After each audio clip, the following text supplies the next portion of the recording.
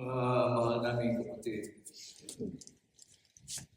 alam natin na mula pa sa panahon na kapatid na Felix Y. Manalo, ang sugod ng Diyos sa huling araw ay itinuro na sa atin na pamamahala na tayo po ay magsagawa ng pagpapasalamat sa Panginoon Diyos. At ito ay ginagawa lamang ng mga tunay na lingkod ng Panginoon Diyos.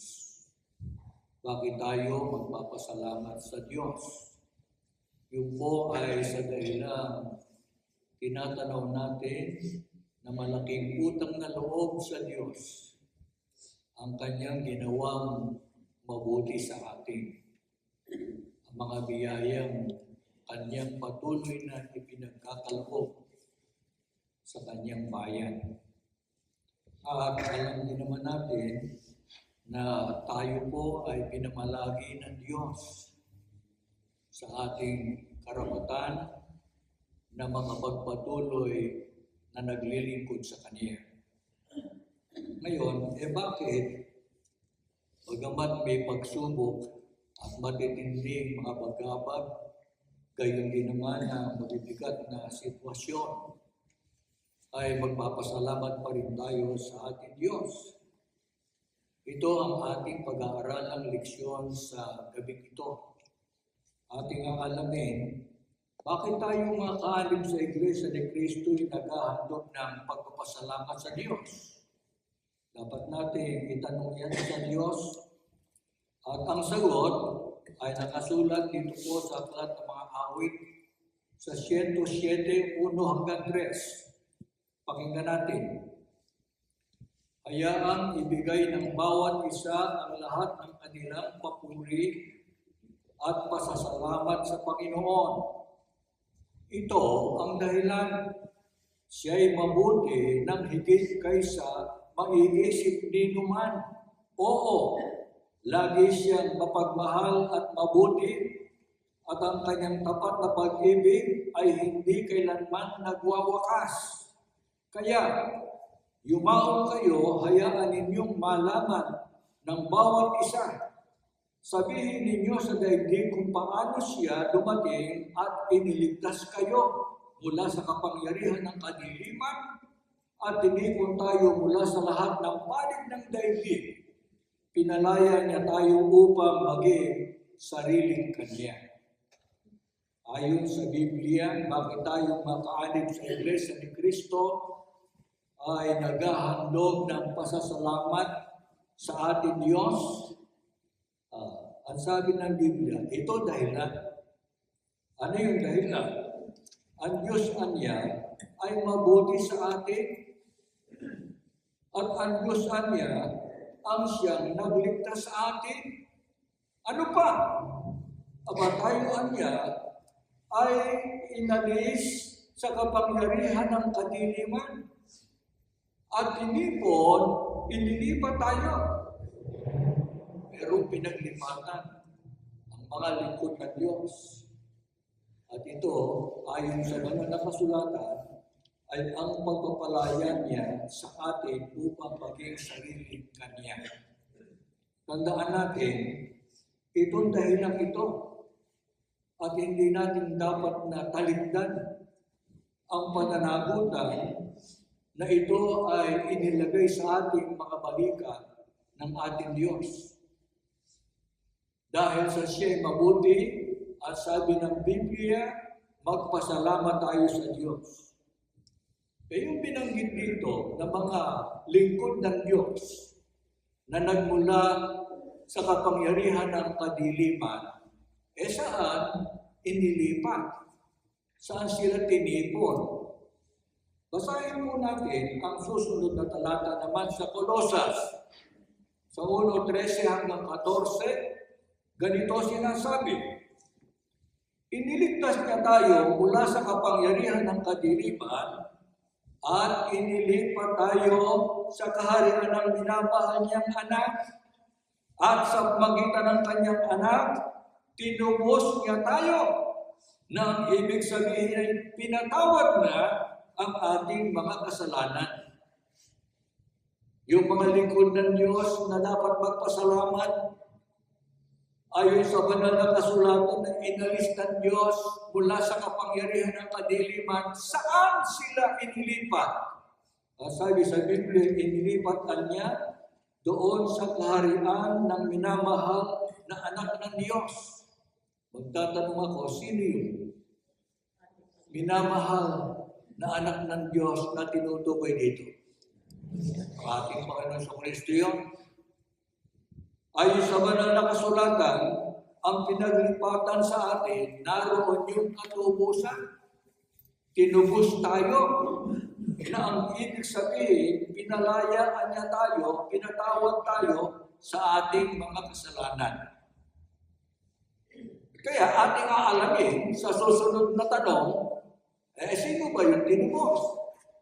At sa magitan ng pagtubos ng ating Panginoong Hesukristo, napatawad ang ating kasalanan. Basahin natin ang aklat ng mga gawa. Sa 20:28, ganito sinasabi, ingatan ninyo kung gayon ang inyong sarili at ang buong kawan. Narito'y hinirang kayo ng Espiritu Santo ng mga katiwala upang pakanin ang Iglesia ni Kristo na binili niya ng kanyang dugo. Alin? Yung tinubos ng dugo ng ating Panginoong Jesucristo na dahil doon ay napatawad ang mga lingkod ng Diyos sa kanilang mga kasalanan. Kaya sabi sa Biblia, yung po ang Iglesia ni Kristo. Yung mga hindi natin kapananampalataya, galit na galit pagka naririnig nila ang Iglesia ni Kristo lang ang maliligtas. Ang Iglesia ni Kristo lang ang tinubos ng dugo ng ating Panginoon sa Kristo. Hindi sila dapat magalit sa Biblia.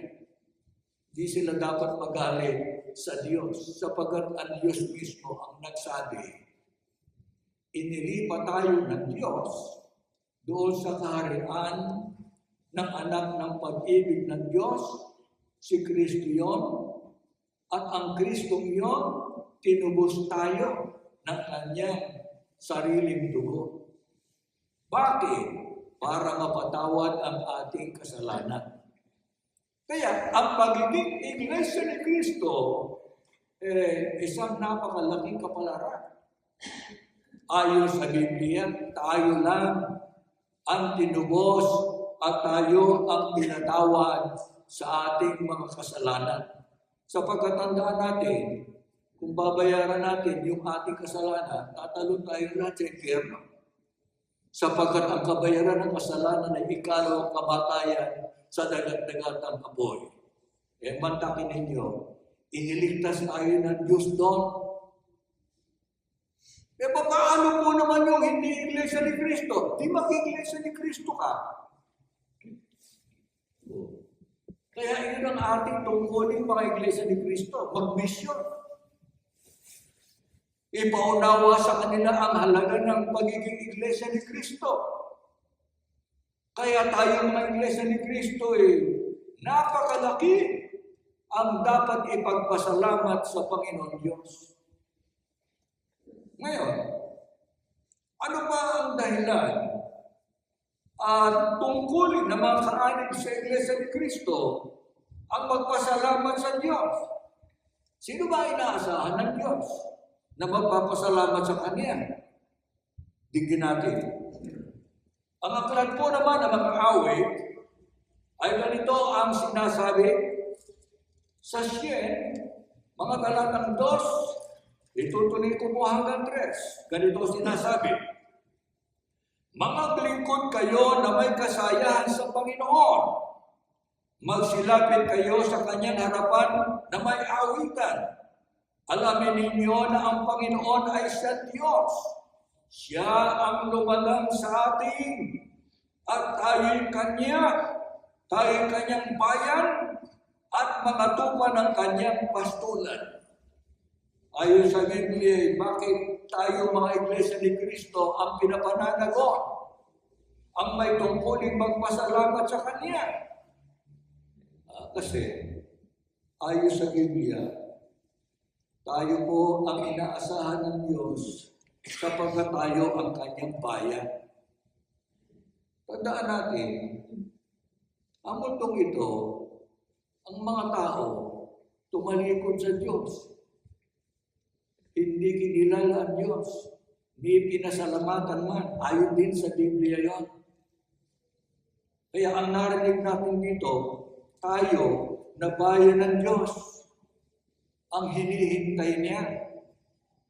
At ang sabi pa ng banal na kasulatan, sino ang Diyos ang lumalang sa iyo? Hindi lang basta ka nilalang, pinili ka pa ng Panginoon Diyos. Hinirang ka pa na makabilang sa kanyang bayan. Ang bayan ng Diyos sa huling araw na alam nating lahat ay ang Iglesia ni Kristo. Kaya, tayo ang hinihintay ng Panginoon Diyos. Hindi tayo dapat na tumalikod na katulad ng ginawa ng taga-sanglibutan. Ano po ang isang paraan na ginagawa ng bayan ng Diyos? Na kinikilala rin naman ng Diyos. Ito po, itutuloy ko lamang. Ang 4 hanggang 5. Magsipasok kayo sa kanyang mga pintuang daan na may pagpapasalamat. Tigil muna. Yung pong pagpapasalamat, hindi natin inipento yun. Ang sabi sa banal na kasulatan, talagang yung pumasok sa mga pintuang daan, magpapasalamat. Tuloy ko na. At sa kanyang looban na may pagpupuri. Magpasalamat kayo sa kanya at purihin ninyo ang kanyang pangalan. Ayon sa Biblia, ano po ang isang paraan para gawin ng bayan? Yung pagpapasalamat sa Diyos. Ayun, nasabi, sa pagpapasalamat, pinupuri natin at niluluwalhati natin ang Diyos natin. Isipin mo yun, hindi pwedeng gawin ng walang karapatan at kahalalan ang pagpapasalamat sa Diyos. Ayon sa banal na kasulatan, ang gagawa lamang nito ay yung pumasok sa pintuang daan.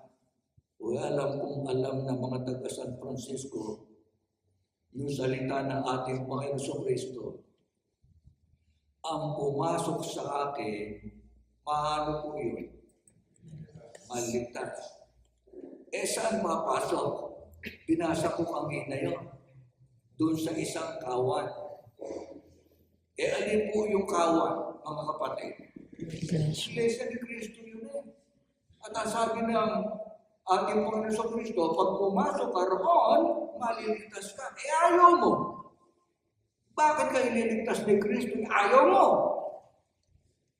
Kita ba niyo? Kaya tayong Iglesia ni Kristo, napakapahalag natin.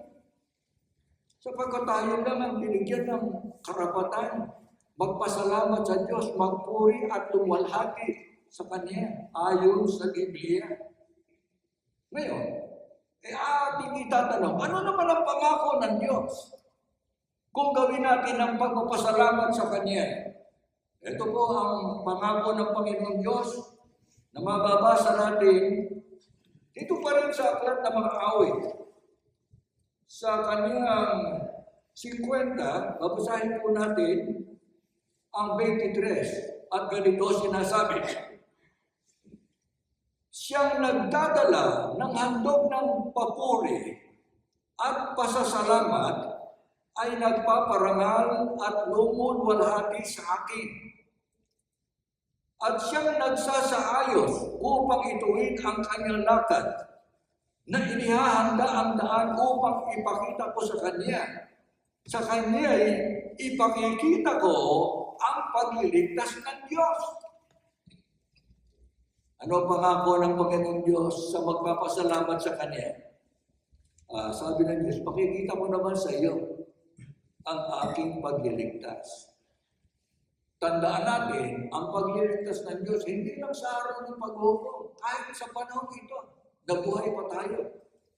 Ililigtas tayo. Sabi ng Diyos, ipakikita ko sa iyo. Lalo na ngayon, may pandemya, takot na takot ang buong mundo. Wala kasing sinasanto yan, puri na, mabagsik na karamdamang yan. At alam ninyo yan. Sabi ng Diyos, makikita ko sa inyo ang aking pagliligtas. Meron ang tatanong, bakit kayo? May dala pang hotdog. Pag ginalangan niya ninyo sabihin sa Diyos, salamat. Itong mga tao ito ay nakikialam sa atin sa hindi nila naiintindihan. Ayon sa Biblia, siyang nagdadala ng handog na pasasalamat. Hindi rin po inimbento ng pamamahala at ng mga ministro sa iglesia na tayo naghahandog sa Diyos ng haing pasasalamat. Hindi basta thank you lang. At sa mga nakaraan nating pag-aaral, ang sabi nga ng Biblia, ibinubukod at isinisimpan sa English, narinig natin, setting aside. Sa unang buwan pa lamang, sa bawat linggo, ibinubukod na ng mga tunay na lingkod ng Diyos yung kanilang ipagpapasalamat sa Diyos. Bakit? Yun ang gusto ng Diyos. Yun ang nakaluluwalhati sa Kanya. Hindi natin kailanman iintindihin yung mga nagsasabi na, pasalamat na naman kayo. Itong mga tao ito, hindi nakakaintindi ng mga salita ng Diyos. Kung ano-ano sinasabi sa atin, hindi tayo makikinig dyan. Lalo-lalo na sa mga naninira sa iglesia at sa pamamahala. Naiintindihan natin ang salita ng Diyos, ang nakaluluwalhati sa ating Diyos. Kaya sa kabila mo ng mahirap na sitwasyon, isinasagawa natin ang pagpapasalamat. Wala naman sinabi ang Panginoon Diyos dito na kung maalwan lang ang panahon. Kung hindi mabigat ang sitwasyon, magpasalamat kayo. Wala na. Ngayon, tayo ba? Siguro, sasabihin nila, yung pong mapinagbabasa ninyo nasa aklat ng mga awit yan Yan po yung mga unang lingkod ng Diyos. Hindi kayo yan. Baka tayo ba sumasakay doon sa karapatan at kahalalan ng mga unang lingkod ng Diyos? Hindi po. At babasahin ko, ang mga kasanin po ba sa Iglesia ni Cristo sa mga wakas ng lupa, panahon natin yun, ay may kahalalang nakasalig sa hula ng Diyos. Kaya mayroon din tayo karapatan, pananagutan, doon natin at pasalamatan ng Diyos. Hindi natin ang Diyos. Ganito pahayag niya sa Isaiah 43, 5-7. Huwag kang matakot. Yung huwag kang matakot binanggit na partikular sa sugo. Kasama tayo rin sapagkat tayo ang bunga ng pagsusugo. Tuloy na. Sapagkat ako'y kasama mo, dadalhin ko ang iyong lahi mula sa silanganan at titipiyuhin kita mula sa kanluran. Sasabihin ko sa hilaga, ibigay mo sila at sa timog, huwag mo silang pigilin. Dahil mo itong aking mga anak na lalaki na mula sa malayo at ang aking mga anak na babae mula sa mga wakas ng lupa. Bawat isang tinatawag sa aking pangalan at nilikha para sa aking kaluwalhatian. Aking inanyuhan siya o akin siyang ginawa. Tayo ang mga iglesia ni Cristo sa huling araw na ito, mga wakas ng lupa at tawag. Meron din kahalalan, binigyan din tayo ng karapatan ng Diyos at pananagutan magpasalamat sa Panginoon. Luwalhatiin siya. Meron. Tandaan natin ito, kahalalan natin na mula pa sa subok ng Diyos sa huling araw. Binanggit ng Panginoon Diyos, meron siyang mga anak na lalaki at mga babae sa panahon ng mga wakas ng lupa. Yung mga wakas ng lupa na ituro na sa atin. At ang mga kapatid, alam na ang panahon ng mga wakas ng lupa ay sa panahon na malapit ng magwakas ang lupa o ang mundo. Ano sabi ni Jesus? Pagka malapit na yun, mayroong digmaan. Ika nga mangyayari ang unang digmaan yun. Yun ang simula ng paglitaw ng Iglesia ni Cristo sa malayong silangan. Tanong sa mga kapatid, kung nauunawa natin at natatandaan, alin ang katuparan noong bansang tinawag sa Biblia, malayong silangan? Yes. Pilipinas yun, hindi sa Japan yun, hindi sa Korea yun, hindi sa kung anong Asian country yun, hindi mga reliyong Kristiyano yun. Dito sa Pilipinas, noong Hulyo 27, 1914. Bakit ganun po? Sabi ni Kristo yun Yun ang panahon ng paglitaw ng mga anak ng Diyos na mga lalaki at mga babae sa panahon ito na bago dumating siya. Bago dumating ang araw ng pag-uhukom. Kaya ang sabi sa banal na kasulatan, tayo ang mga anak ng Diyos na mga lalaki at mga babae, sabi pa, tinatawag sa pangalan ng Diyos. Pangalan ng Diyos mismo, di iglesia niya ng Diyos. Hindi, mali ka. Sapagkat ang sabi, yun anyang nilikha niya para sa aking kalwalhatian. Tanong muli sa mga kapatid, alin ba yung pangalang nilikha ng Panginoon Diyos para sa kalwalhatian ng Diyos? Alin yun? Ang Kristo! Yung pangalang nilikha ng Diyos kaya itinawag ang iglesia ni Kristo. Sila ang mayroong kahalalan. Na ang Diyos mismo ang nagsabi, para ako anya'y luwalhatiin. Napakahalaga nitong pananabutang ito na ibinigay lamang sa atin. Ngayon, ba't hindi po pangangailangan ngayong kapatid gipit na gipit po ang mga tao sa daigdig na ito. Sila siguro gipit. Pero ang Panginoon Diyos, ang ating tatanungin, ano ang ipinahayag ng Biblia ukol sa mga lingkod niya sa mga panahon ng kagipitan? Sa panahon masama ang sitwasyon, digin natin ang pahayag na nakasulat dito sa 41 ng Aklat ng Mga Awit. Sa kanyang 17, ganito po ang ating maririnig na pahayag ng banal na kasulatan. Na ang sabi ay ganito, mga mahal na kapatid, ating pong dinggin. 17, purihin ang Panginoon, itong Diyos ng Israel, kailanman at saan man siya'y aking pupurihin. Ayon sa banal na kasulatan, sa Isaias po natin basahin ito. Mga mahal na kapatid, 17, pag ang aking bayan inabot ng matinding uhaw na halos matuyog ang kanilang lalamunan, akong si Yahweh ang gagawa ng paraan. Akong Diyos ng Israel ay di magpapabayan.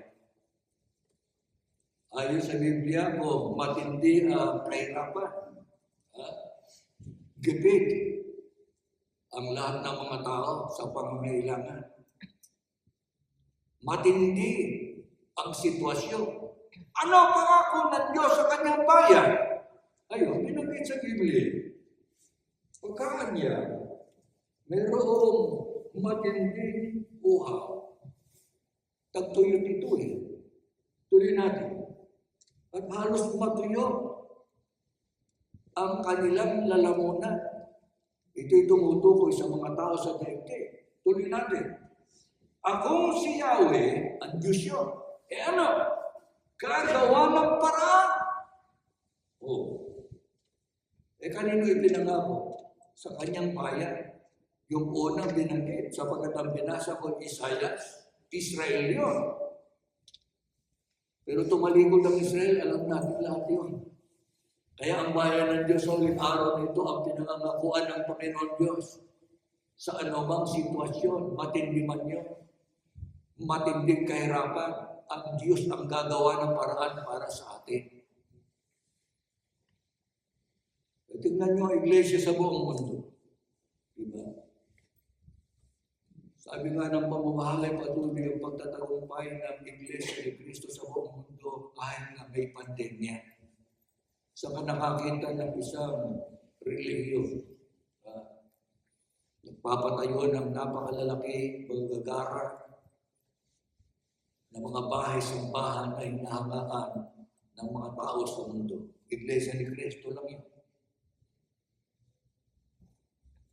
Sa nakakita na daan-daang mga ministro, manggagawa, ipinadadala sa kung saan bansa sa mundo. Iglesia ni Kristo lang yun. Na dahil sa nagbubunga ng napakaraming mga tao, uri ng mga tao, sipin natin, 159 na bansa, iba't ibang lahi, 148 mga lahi. Di katakot-takot na mga kapatid yan. Kaya katakot-takot din ang dadaragdag na mga may tungkulin. Kaya tayo, pagka halimbawa, bibigyan ng tungkulin, huwag tayong tatanggi. Bakit? Ba isang napakalaking regalo yung mula sa Panginoon Diyos. Sapagkat ang gusto ng Diyos mag-alaga tayo ng mga anak niya. Tayo naman lalo tumitibay pagka tayo may tungkulin. Sipin niyo ang iglesia sa buong mundo ngayon, dumaray nga. Wala. Sapagkat tinutupad ng Diyos, kung yung kanyang leyon, alam natin yun. Hari ng kabundukan, magugutom yun, pero ikaw hindi ka gugutumin. Hindi ka magpapalimos ng tinapay. Salita ng Diyos yun. Kaya, yung sinabi ng Diyos, ako gagawa ng parang para sa iyo. Sinasampalatayan na natin yun.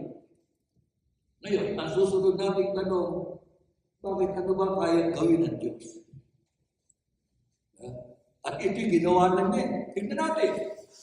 Ang pahayag na nakasulat, dito naman, sa 2 Korinto, 1:8-10 at 11 pa. Iniisip kong dapat ninyong malaman, mga kapatid, ang tungkol sa kahirapang dinanas namin sa Asia. Tigil muna ako. Si Apostol Pablo, itong nangungusap. Kaya yung pong kahirapan, hindi lang sa panahon natin, noong pa yan. Tuloy natin. Totoong nalugmok at nabigatan kami at natakot na hindi na kami mabubuhay pa. Pakiramdam namin ay hinatulan na kaming mamamatay at nakita namin wala kaming kakayahan na tulungan ang aming sarili. Pero mabuti yun, sapagkat pagkatapos ay inilagak namin ang lahat ng bagay sa mga kamay ng Diyos, na siyang tanging makapagliligtas sa amin. Sapagkat kaya nga niyang bumuhay ng patay, at totoong tinutulungan at inililigtas. Inililigtas niya kami mula sa isang kakilakilabot na kamatayan. Oo, at inaasahan namin gagawin niya ito ng paulit-ulit. Sapagkat maraming pasasalamat at pagpupuri ang inyong ubod sa Diyos, ninyong mga nakakakita ng kanyang mga kamangha-manghang sagot sa inyong mga panalangin para sa aming kaligtasan. Ayon sa Biblia, ano yung kayang-kayang gawin ng Diyos? At ginawa na ito noon. Ayun. Iniligtas at tinulungan sa panahon ng kahirapan. Paano yung nabigit sa kamatayan? Sabi ni Pablo, hindi lang kami nabigit sa kamatayan, ay tiyak yung kamatayan darating na sa amin. Pero sabi ni Apostol Pablo, hindi kami nagtiwala sa aming mga sarili, kundi lahat ng pagtitiwalay, pag-asay, inilagay namin sa kamay ng Diyos. Ano naman ang ginawa ng Diyos? Iniligtas sila. Ano ba ang kayang-kayang gawin ng Diyos? Iligtas tayo. Kaya nga sabi mismo ni Apostol Pablo, kung yung anyang patay, kayang buhayin ng Diyos. Ikaw ang buhay. Ililigtas ko lang. Ginagawa ng Diyos ito sa atin. Alam natin yan. Maraming mga kapatid dito may karanasan sa Diyos. Kung napag-aralan natin yung nakaraang Miyerkules o kaya yung Huwebes, kahit may karamdamang mabigat kayang-kayang pagalingin ng Diyos. Yan ang ating Diyos, mga kapatid. Ilagak natin ang ating pag-asa, ang buong pagtitiwala sa Diyos. Sapagkat siya ang Diyos na ating pinapupurihan, niluluwalhati at pinasasalamatan. Bakit tayo nakatitiyak na gagawin ng Diyos ang pangako ito na ililigtas niya tayo? Hindi lang yung sa araw ng pag-uukot, kahit sa panahon ito na napakapanganib para sa lahat ng mga tao. Digin natin ang pahayag. Dito naman sa Isaias, sa 41, babasahin po natin ang 9 hanggang 10 at ganito ang sinasabi ng banal na kasulatan. Ikaw na aking hinawakan mula sa mga wakas ng lupa at tinawag kita mula sa mga sulok niyaon at pinagsabihan kita ikaw ay aking lingkod. Aking pinili ka at hindi kita itinakwil. Huwag kang matakot sapagkat ako'y sumasa iyo. Huwag kang manglupaypay sapagkat ako'y yung Diyos. Aking palalakasin ka o aking tutulungan ka o aking aalalayan ka ng kanang kamay ng aking katwiran. Bakit tayo nakatitiyak at maaasahan natin ang Diyos sa kanya pinangako? Nagsalita na ang Diyos. Wala pa sa pangangako niya sa sugo. Ay, huwag ka matakot kanya. Hindi tayo dapat matakot. Bakit? Nasa atin ang Diyos . Ano ba ang sabi ng banal na kasulatan? Palalakasin tayo. Palalakasin ang loob natin. Tayo natatakot. Ano pa? Tutulungan tayo. Aalalayan tayo. Ayon sa banal na kasulatan. Kapag ang Diyos ang nagsalita ng pangangako, alam natin, gagawin ng Diyos. Hindi naman siya katulad ng tao. Yung pangako, napapako. Ang Diyos hindi ganun. At alam natin, ginawa na ng Diyos ito. Lalo na sa araw ng paghukom na ipinangako sa atin ang pagtatamo ng kaligtasan. Kaya, tutuparin ng Diyos ang kanyang pangako. Iyon ang ating asahan at pagtiwala. Ayon pa rin sa Biblia, hanggang kailan tutuparin ng Panginoon Diyos ang kanyang pangako sa kanyang bayan. Yung besa, sandaling panahon lang. Tignan natin. Ang nakasulat, dito po naman sa Isaias, sa 62, babasahin po natin, ang nakasulat dito sa 11 hanggang 12, ang Panginoon ay nagpahayag sa mga wakas ng lupa. Sabihin ninyo sa anak na babae ng Sion, tingnan mo ang iyong kaligtasan ay dumarating. Tingnan mo ang kanyang gantimpala ay nasa kanya at ang kanyang ganti ay nasa harap niya.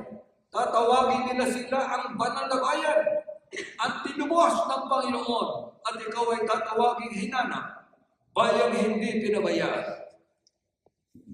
Ayon sa banal na kasulatan, hanggang kailan tayo tutupad, hanggang kailan tayo tutulungan, ililigtas, aalalayan ng Panginoon Diyos, hanggang kailan niya iyon gagawin. Kaya sabi ng banal na kasulatan, hanggang sa dumating ang ating kaligtasan. Hindi tayo bumabayaan.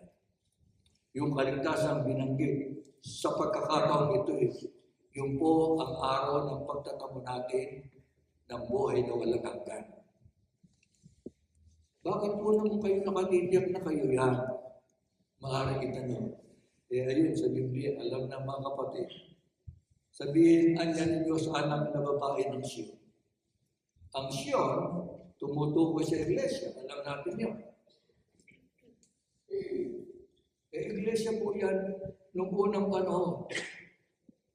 So, yung po tinatawag na unang siglo. Ito, pero kaya nga sabi dito, may anak kayo, kapag yung unang iglesia, natalikod din, nawala ay meron pa niya. Yung anak na babae ng unang iglesia ni Kristo. Tayo yun. Bakit natin natiyak? Ang panahon kasi, mga wakas ng lupa At ang sabi pa rin dito, bayan din ng Diyos yun na hindi niya pababayaan.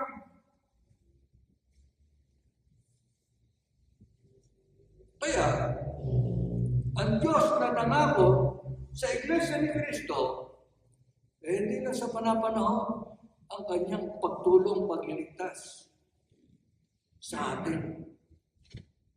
Yun po ay hanggang sa mata mo natin ang ating kaligtasan. Ito ang dahilan kaya tayo nakatatawid, mga kapatid. Kaya tayo naliligtas.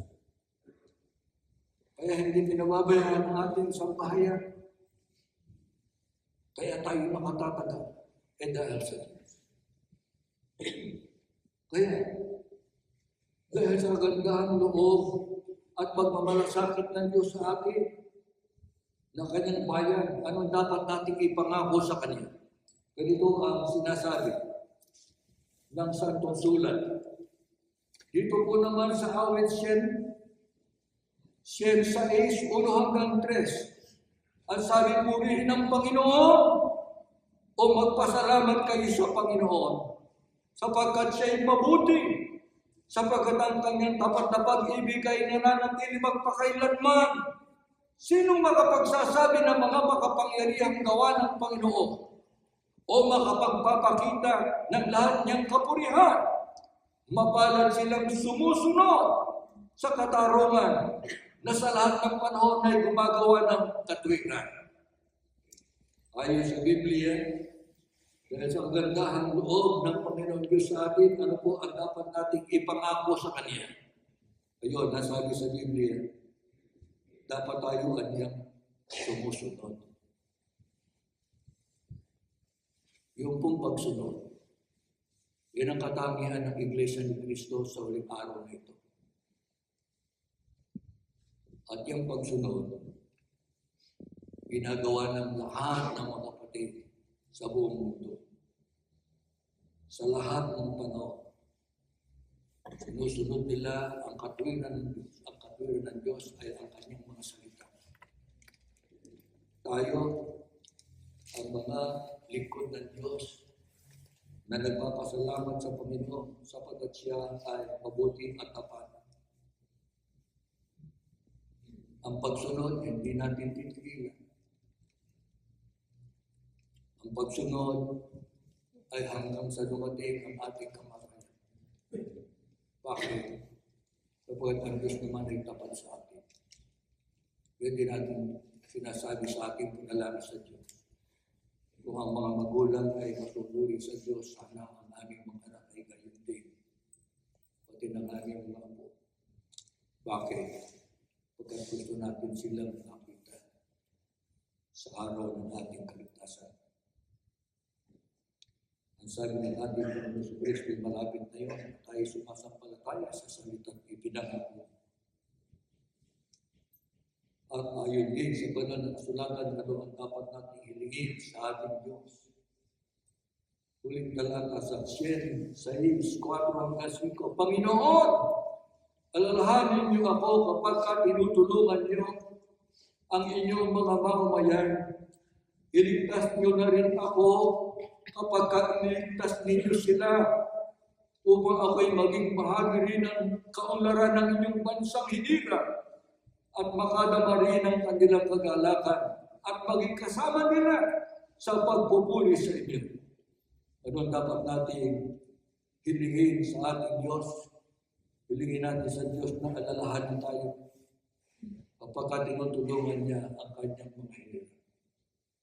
Ang mga hinirang ng Diyos nasa buong mundo ngayon. Nililingap ng Diyos ang mga iglesia ng Kristo sa buong mundo. Sabihin natin sa Diyos na isama mo naman po ako. At sa araw ng kaligtasan, huwag mo po akong kalimutan. Isama mo po ako sa makakadama ng tunay na kagalakan. Ang tunay na kagalakan, hindi sa mundo ito. Napakahirap sa mundo. Ang tunay na kagalakan, kasiyahan, ay naroon sa ating bayan. Doon, sa langit, na inihahanda ng ating Panginoon Yesu Kristo.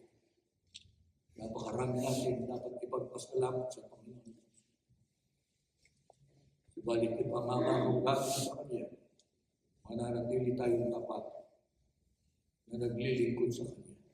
Sumusunod sa Kanyang mga utos, napasasakot tayo sa pamamahal na siyang walang sawang nagtuturo sa atin upang gawin natin ang marapat na ayon sa kalooban ng Panginoon. Sa araw ng ating pagpapasalamat ay wala tayong maibabayan sa Diyos. Alam natin yun. Subalit tayo bumabalik upang tuparin ang ating ipinangako sa Kanya. Hindi natin alam ang mangyayari bukas. Sa darating na panahon, subalit tanda natin ang pangako ng Diyos, hindi na tayo mababayaan. Tuloy na tayong ililigtas. Sabi nga ng Biblia, kahit paulit-ulit pa tayong iligtas ng Diyos ay gagawin niya. Subalit ang pinakamahalaga mga kapatid sa araw ng pagbabalik ng ating Panginoon Kristo sa mundo ito, isama niya tayo lahat at walang maiwan sa man. Lalo na ang ating mga mahal sa buhay. Yan ang ating idadalangin sa Diyos, mga kapatid, tumayo po tayo.